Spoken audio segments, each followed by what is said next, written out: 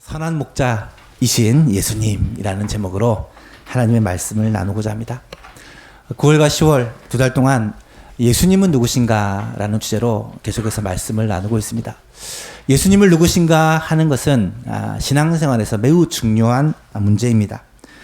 여러분, 예수님을 더 많이 더 깊이 알아가는 것이 우리들의 신앙생활의 목표입니다. 왜냐하면 예수님을 아는 만큼 믿게 되고 또 믿는 만큼 살아가게 되기 때문입니다. 예수님을 안다라고 하는 것은 주에도 제가 비유를 들었지만 보물을 발견하는 것과 같습니다.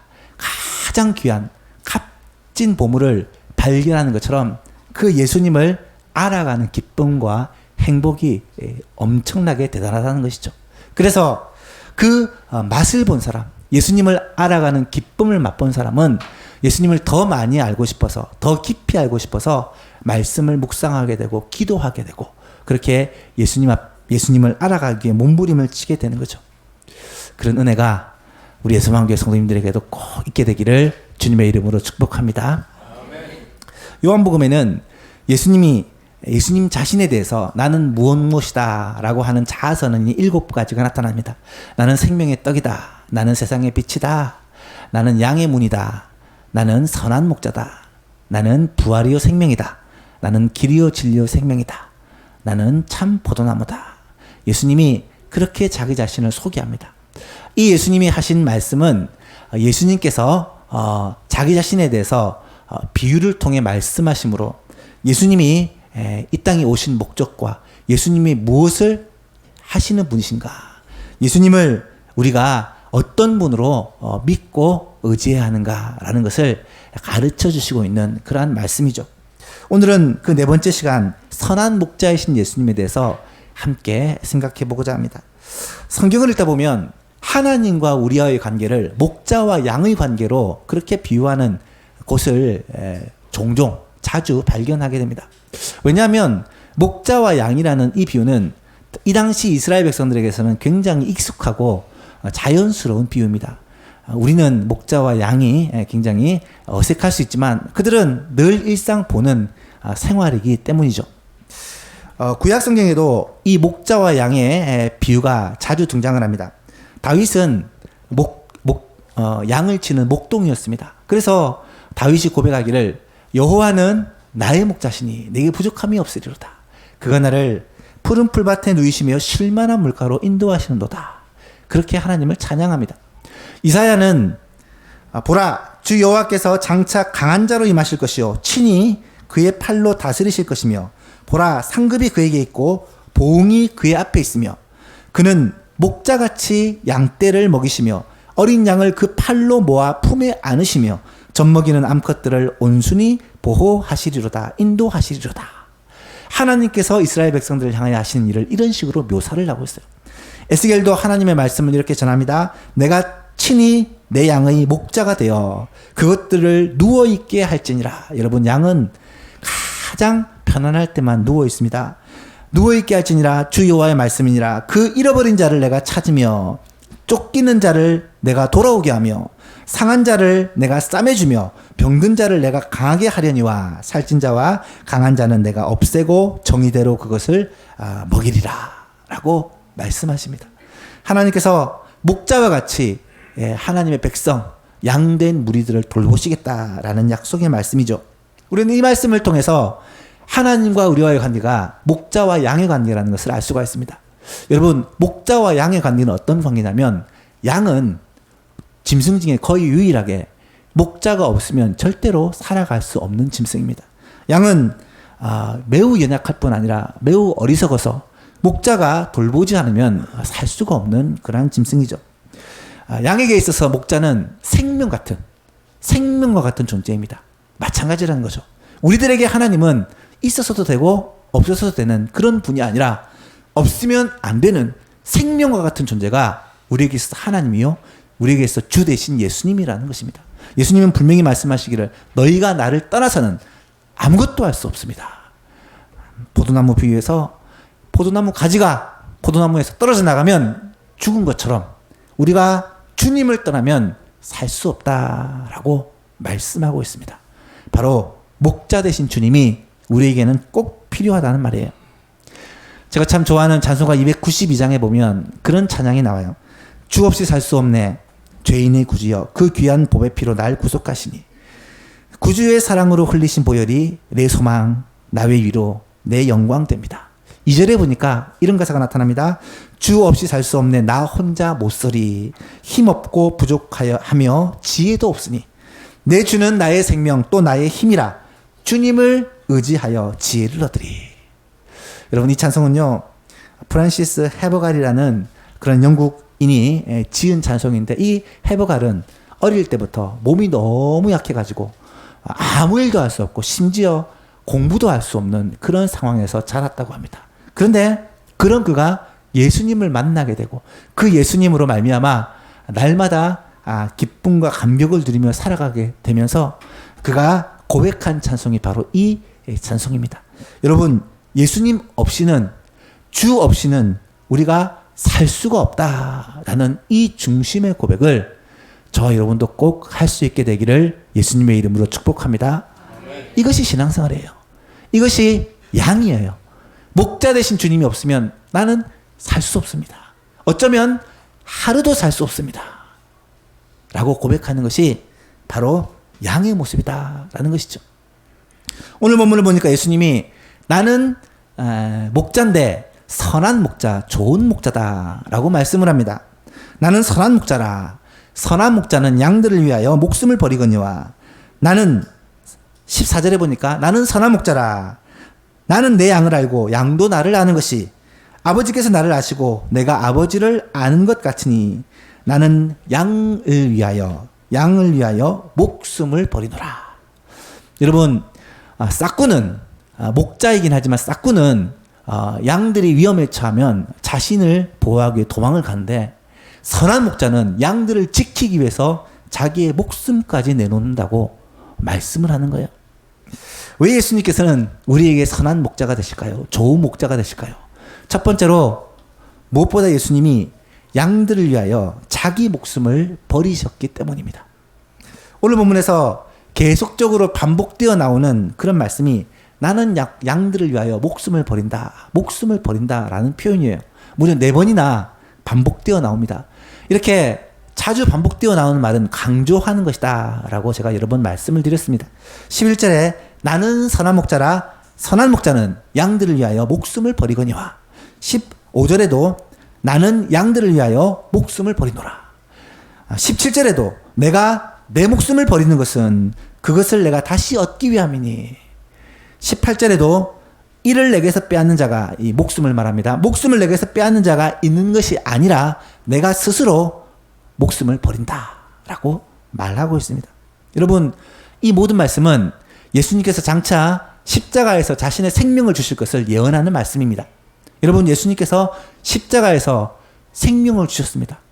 왜 예수님은 십자가에서 죽으셨을까요?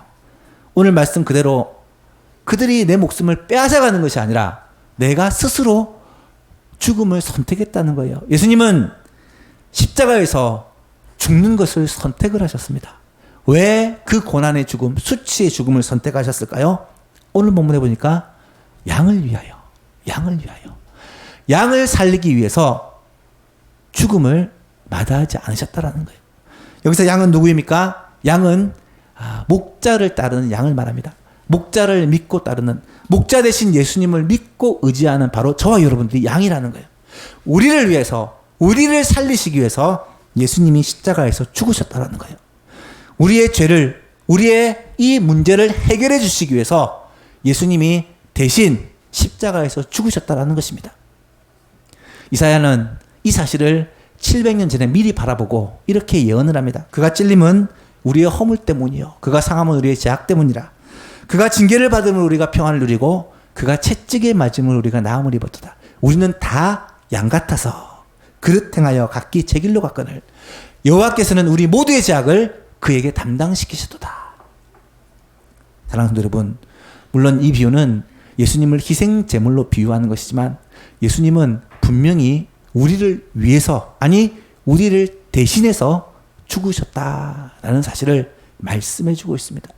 선한 목자는 양들을 대신해서 죽는 목자예요.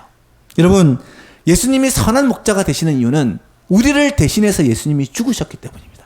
다른 어떤 사람도, 아무리 위대한 사람, 훌륭한 사람도 선한 목자라고 말할 수 없는 것은 그 사람이 나를 위해 대신 죽어주지 않았기 때문이에요. 예수님만이 나를 위해 생명을 주신 선한 목자시다라는 사실을 깨닫게 될 수 있기를 간절히 바랍니다. 예수님이 우리의 선한 목자가 되신 이유는 또 한 가지, 예수님이 나를 아신다는 거예요. 예수님은 자기 양의 형편과 처지를 너무나도 잘 알고 계시기 때문입니다. 오늘 본문 14절 15절을 보시면 나는 선한 목자라 나는 내 양을 알고 양도 나를 아는 것이 아버지께서 나를 아시고 내가 아버지를 아는 것 같으니 나는 양을 위하여 목숨을 버리노라.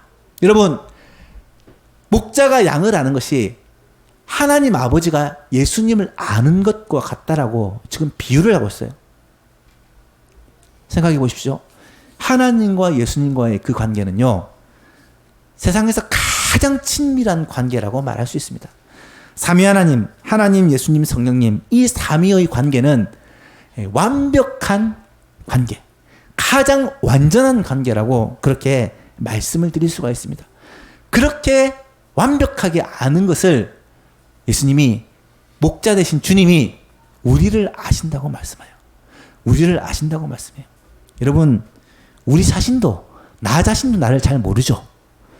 나도 내 자신에게 놀랄 때가 많고 내 자신에 실망할 때가 많잖아요. 나도 나 자신을 잘 모르지만 부모님도, 친구들도, 형제들도 내 마음을 다 알 수 없지만 하나님은 우리를 아신다는 거예요. 우리를 너무나도 분명히 잘 알고 계시다는 말씀입니다. 성경에 보면 우리의 머리털까지 세신 바가 되었다. 여러분 머리털이 몇 개인지 알고 계십니까? 뭐 아침마다 수십 개씩 빠지니까 셀 수가 없겠죠. 그런데 예수님은, 하나님은 그 모든 것까지 완벽하게 알고 계시다는 거예요. 선한 목자 되신 주님은 우리의 형편과 사정을 잘 알고 계시는데 구체적으로 어떤 것을 알고 계실까? 첫 번째로, 목자가 양 한 마리 한 마리의 이름을 기억하고 그들의 이름을 불러 인도하여 내듯이 예수님도, 우리 주님도 우리 한 사람 한 사람을 잘 아시고 그 이름을 불러 인도하신다는 거예요. 여러분, 예수님이 여러분의 이름을 알고 계신다는 것 믿으십니까? 삭개오라는 사람이 누가복음 19장에 보면 예수님을 만나고 싶어가지고 돌 감람나무 위에, 옛날에 뽕나무라 그랬죠, 기어 올라가서 예수님을 보려고 했어요. 그런데 예수님께서 지나가시다 갑자기 멈추어 서시고 삭개오야 내려오라, 내가 너희 집에 유하여야 되겠다, 그렇게 말씀을 하십니다. 여러분, 삭개오가 얼마나 놀랐을까요? 예수님을 그렇게 보기를 사모했지만 예수님이 내 이름을 알고 계실 것이라고는 상상도 못했을 거예요. 그런데 예수님은 삭개오를 부르시면서 삭개오야 속히 내려오라, 내가 내 집에 유하여야 되겠다. 삭개오는 급히 내려와 기쁨으로, 즐거움으로 예수님을 영접했다라고 기록을 합니다. 이사야 49장 15절 말씀에 보면, 16절 말씀에 보면 내가 너를 내 손바닥에 새겼고, 여러분 연필이나 뭐 사인펜으로 이름을 적으면 뭐 씻다 보면 이름이 사라져요. 그런데 새겼다라는 말은 오늘날로 얘기하면 문신을 했다라는 말이에요. 문신을 하면요 평생 지워지지 않습니다. 우리의 이름을 하나님은 하나님의 손바닥에 문신을 해놓으시고 늘 기억하시며 늘 생각하시며 돌보신다는 거예요. 여러분, 우리가 주님의 관심과 사랑의 대상이라는 사실을 기억할 수 있기를 바랍니다. 주님은 우리를 사랑하시기 때문에. 두 번째로, 양이 건강한지 병들었는지 이 상태를 잘 아는 것처럼 주님도 우리의 형편과 상황을 잘 알고 계신다는 거예요. 얼마 전에 우리가 요한계시록 말씀을 통해서 교회에 임재하시고 함께 하시는 하나님에 대해서, 예수님에 대해서 생각해 보았습니다. 요한이 어느 날 환상을 봅니다. 교회에 함께 하시는 주님의 환상이에요. 그 내용이 요한계시록 1장 13절 이하에 나타나는데, 이때 예수님의 모습이 촛대 사이에 인자 같은 이가 발에 끌리는 옷을 입고 가슴에 금띠를 띠고 그의 머리와 털의 희기가 흰 양털 같고 눈 같으며 그의 눈은 불꽃 같고 그의 발은 풀무불에 달려난 빛난 주석 같고 그의 음성은 많은 물소리와 같고 그의 오른손에는 7별이 있고 그의 입에는 좌우의 날선 거면이 나오고 그 얼굴은 해가 힘있게 돋은 것 같더라 라고 묘사를 합니다. 요한이 보았던 주님의 모습이에요. 이 주님의 모습은 어떤 모습이겠습니까? 교회, 이 7촛대는 7교회를 의미하는데 이 교회 가운데 거니시는 주님, 교회 가운데 임재하시고 함께하시고 교회를 지키시고 보호하시는 주님, 그것도 불꽃 같은 눈으로 교회를 지켜보시고 심판의 주님으로, 때로는 능력의 주님으로, 때로는 말씀하시는 인자한 주님으로 교회와 함께해 주시는 예수님의 모습을 그리고 있다는 거예요. 여러분, 주님은 우리를 잘 아실 뿐만 아니라 우리를 지금도 극진히 돌보고 계신다는 사실을 믿으시기를 바랍니다. 예수님이 우리를 잘 아시고 우리의 형편과 상황을 지켜보시는 분이라는 사실을 우리가 깨달아야 돼요. 하나님 앞에서 코람데오의 삶이라는 것은 하나님이 지금 나의 모든 삶을 알고 계시고 관심을 가지고 보고 계신다는 것을 말하는 것입니다. 지금도 교회에 임재해 계시고 불꽃 같은 눈으로 교회를 돌보시고 살피시고 함께 하시는 주님. 목사는, 전사님은, 권사님은 여러분의 속속들이 상황을 다 알 수 없지만 예수님은 여러분의 모든 상황을 다 알고 계시며, 여러분, 다윗이요, 그 하나님에 대해서 깨닫고 나서 이렇게 고백을 해요. 시편 139편에 보니까 다윗이 이렇게 고백을 합니다. 여호와여, 주께서 나를 살펴보셨으므로 나를 아시나이다. 주께서 내가 앉고 일어섬을 아시며 멀리서도 나의 생각을 밝히 아시오며 나의 모든 길과 내가 눕는 것을 살펴보셨으므로 나의 모든 행위를 익히 아시오니 여호와여, 내 혀의 말을 알지 못하시는 것이 하나도 없으시니다. 우리의 한 걸음 한 걸음, 생각과 마음과 행동과 모든 삶을 주님께서는 지금도 보고 계시고 알고 계시고 함께 해주신다는 사실을 믿으시기를 바랍니다. 세 번째로, 목자가 양들이 필요한 것이 무엇인지를 아는 것처럼, 지금 배가 고픈지, 목이 마른지, 아니면 추운지, 어떤 필요가 있는지를 목자가 잘 아는 것처럼 주님도 우리의 필요가 무엇인지를 알고 계시다는 거예요. 사랑하는 성도 여러분, 예수님은 선한 목자가 되세요. 선한 목자시다는 말은 우리의 형편과 우리의 사정과 우리의 필요와 우리의 간절한 기도의 제목들을 예수님은 알고 계시고 들으신다는 말씀이에요. 예수님이 기도에 대해서 가르치시면서 이렇게 말씀하십니다. 마태복음 6장에 보니까 너는 기도할 때에 내 골방에 들어가 문을 닫고 은밀한 중에 계시는 내 아버지께 기도하라. 은밀한 중에 계시는 내 아버지께서 갚으시리라. 또 기도할 때에 이방인과 같이 중언부언하지 말라. 그들은 말을 많이 하여야 들으실 줄로 생각하느니라. 그러므로 그들을 본받지 말라. 구하기 전에 너희에게 있어야 할 것을 하나님 너희 아버지께서는 아시느니라. 여러분, 이방신을 섬기는 자들이 정성을 많이 들이고 말을 많이 하고 하나님께 크게 외쳐야 들을 것이라고 생각하고 부르짖는데, 하나님은 사실은 말하지 않아도 기도하기 전에 우리가 필요로 하는 것, 우리에게 있어야 할 것을 다 알고 계신다는 거예요. 우리 주님은 우리의 필요를 알고 계심을 믿으시기를 바랍니다. 그래서 주님은 때를 따라 돕는 은혜를 우리에게 베풀어 주시고요, 또 우리의 필요를 채워주시되 주님은 풍족하게 채우신다는 거예요. 히브리서 4장에 보면 우리에게 있는 대제사장 예수님을 말씀합니다. 우리의 연약함을 동정하지 못하실 이가 아니요 모든 일에 우리와 똑같이 시험을 받으신 이로되 죄는 없으시니라. 16절 같이 읽어볼까요? 그러므로 우리는 긍휼하심을 받고 때를 따라 돕는 은혜를 얻기 위하여 담대히 나아갈 것이니라. 아멘. 사랑하는 성도 여러분,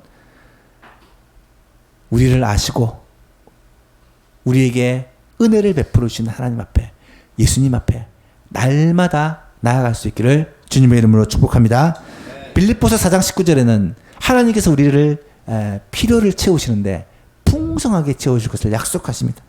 나의 하나님이 그리스도 예수 안에서 영광 가운데 그 풍성한 대로 너희 모든 쓸 것을 채우시리라. 우리의 목자 되신 예수님은 우리의 필요를 아세요. 그리고 그 필요를 풍족하게 채워주시고 싶어 하십니다. 그 주님을 우리의 목자로 삼고 다윗처럼 내게 부족함이 없다는 고백을 할 수 있는 저희들이 될 수 있기를 간절히 바랍니다. 마지막 세 번째로 예수님은 아직 우리에 들어있지 않은 양들에게도 깊은 관심을 가지고 계시다라는 사실을 우리가 오늘 본문을 통해 꼭 깨달아야 합니다. 다시 말씀드립니다. 우리 안에 있는 양들 말고 우리 밖에 있는 양들에게도 관심을 가지고 계시다는 거예요. 16절 같이 한번 읽어볼까요? 16절 시작. 또 이 우리에 들지 아니한 다른 양들이 내게 있어 내가 인도하여야 할 터이니 그들도 내 음성을 듣고 한 무리가 되어 한 목자에게 있으리라. 아멘. 영국에 가면 웨스터민스터 사원에 묘지가 있습니다. 그 묘지 중에 하나가 리빙스턴의 묘지예요. 리빙스턴은 평생을 아프리카에 선교를 했던 위대한 선교사입니다. 그런데 이 리빙스턴의 묘소에 가면 다른 내용이 적혀 있지 않고 딱 성경 구절 하나가 적혀 있어요. 그것이 무엇이냐면 바로 요한복음 10장 16절 말씀입니다. 여러분, 리빙스턴은 이 말씀을 붙들고 평생 선교의 삶을 살았던 거예요.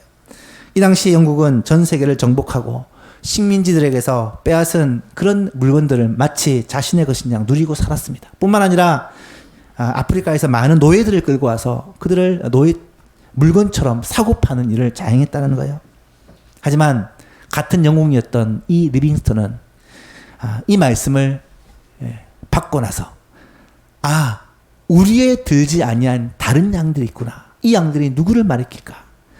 하나님이 이 리빙스턴에게 아프리카에 있는 저 사람들이 바로 우리에 들어있지 않은 양들이다라는 것을 가르쳐 주셨습니다. 그래서 리빙스턴은 자신의 평생을 아프리카에서 하나님을 알지 못하고 우리 밖에 있는 그들을 섬기는 일에 헌신을 했고 많은 사람들을 주님께로 돌아온 일에 쓰임을 받았다라는 거예요.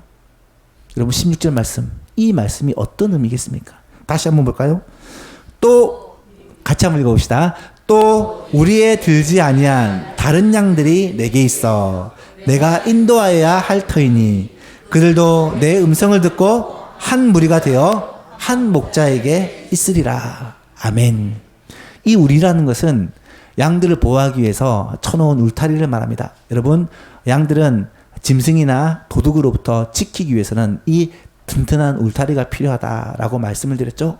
이 우리 안에 있는 양들이 있습니다. 그런데 문제는 이 우리에 들지 아니한 우리 밖에도 양들이 있는데 그 양들을 가리켜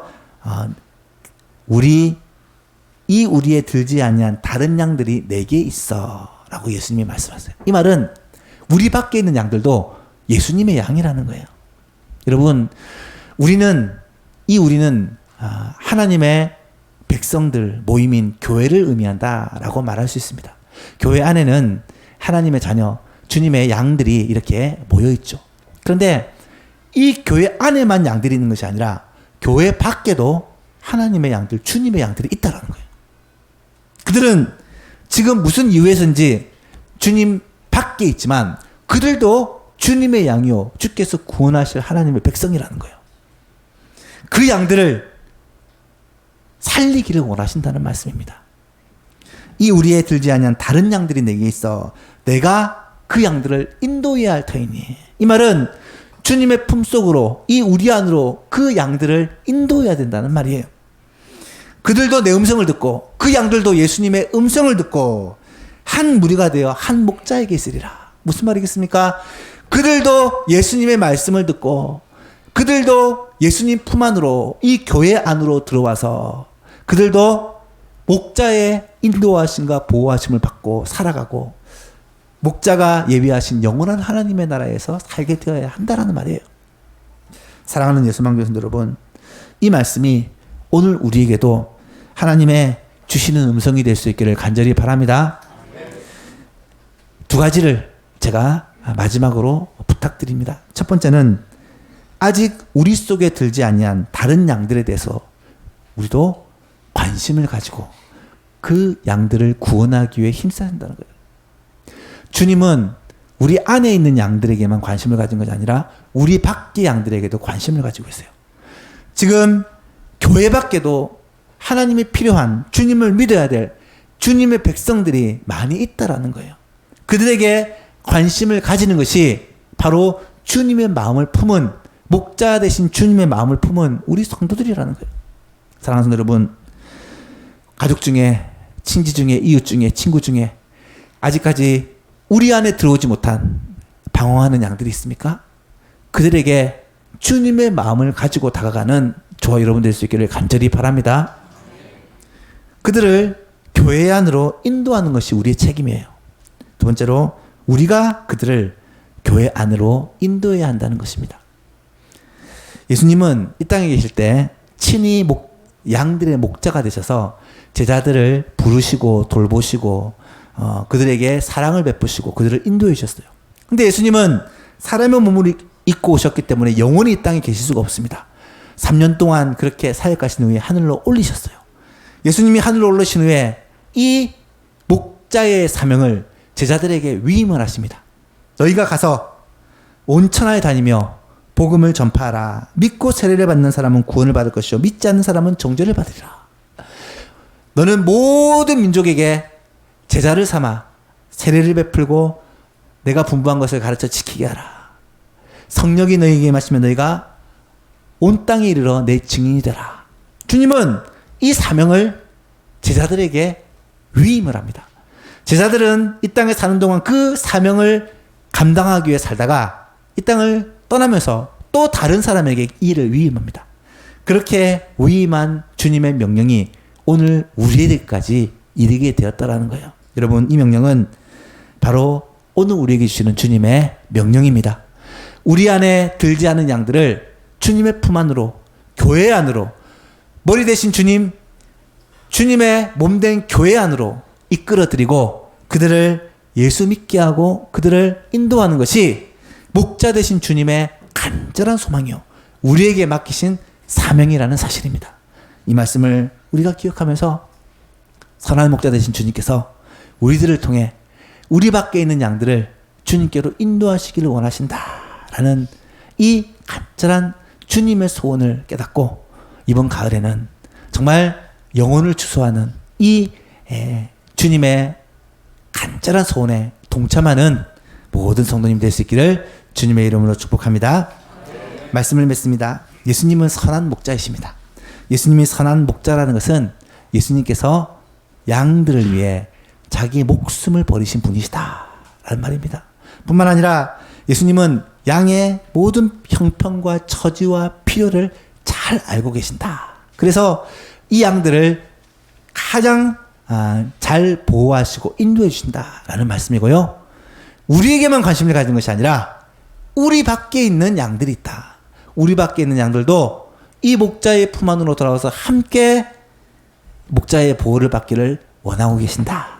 이 말씀들을 우리가 마음속에 간직하고 이번 한 주 동안 내가 목자 되신 주님을 쫓는 삶을 살기를 원하고 우리 밖에 있는 양들을 주님께로 인도하는 귀하고 복된 성도님 될 수 있기를 주 예수 그리스도의 이름으로 축복합니다.